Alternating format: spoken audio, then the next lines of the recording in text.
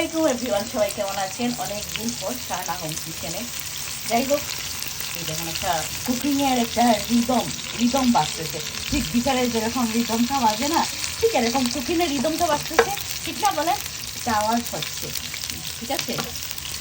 তো এই আওয়াজটা আসলে খুব ভালো লাগে। তো এটাকে আমি বলি আমাদের কুকিংয়ে শেফদের এটা বলে কুকিংয়ের রিদম। তো এই রিদমটা বাজতেছে।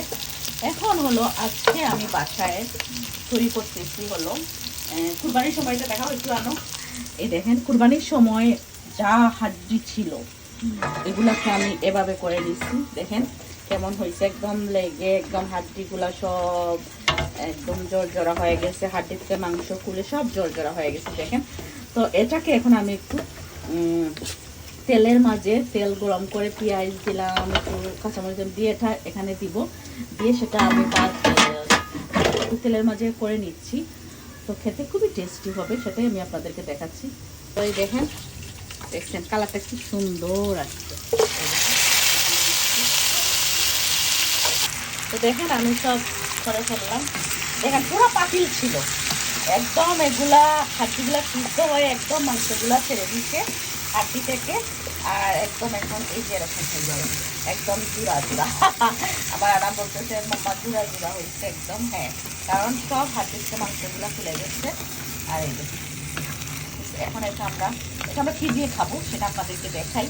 এটা হলো আমাদের সিলেটের বিনি চাউল, যেটাকে বলে বিরইন ভাত, সিলেটি ভাষায় বলে বিরইন ভাত। এটাকে বিরইন ভাত, যেটাকে স্টিকি একটু হাঁটালু হাঁটালু টাইপের, সেটাকে স্টিকি বলে।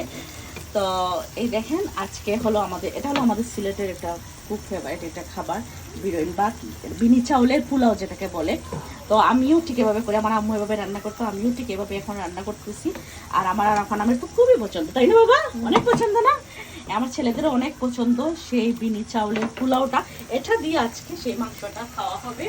তো সেটা আমি হলো শেয়ার করলাম, যখন আরাকানাম খাবে তখন আপনাদেরকে দেখাবো। তো কেমন হচ্ছে দেখেন, কি সুন্দর।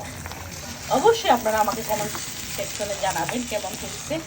আর সেই মাংসটা দেখেন একদম তেলগুলা কি সুন্দর। হ্যাঁ, বাসতেছে, চামচ দিয়ে দেখাবো না, এটাই দেখেন। এটা সবাই আমার বাসার, আমার ফ্যামিলি প্রতিটা সদস্যরা খুব পছন্দ করে। সেটা হলো ঈদের দিন আমি করছি। ঈদের দিন সব হাড্ডি ছিল, সব একসাথে আমি মাখা জায়গায় বসাই দিয়েছি। আর এখন জাস্ট তেল দিয়ে একটু ইয়ে করে বাগার দিয়ে নিলাম। কেমন হয়েছে দেখতে অবশ্যই খেতে মনে চাচ্ছে না আপনাদের? লুবনীয় খাবে। তো এটাই আজকে রাতের ডিনার আপনাদের সাথে শেয়ার করলাম। এখন আমরা খাওয়া দাওয়া করবো, টেবিলে নিয়ে নিলাম। সবাই ভালো থাকবেন, আল্লাহ হাফেজ।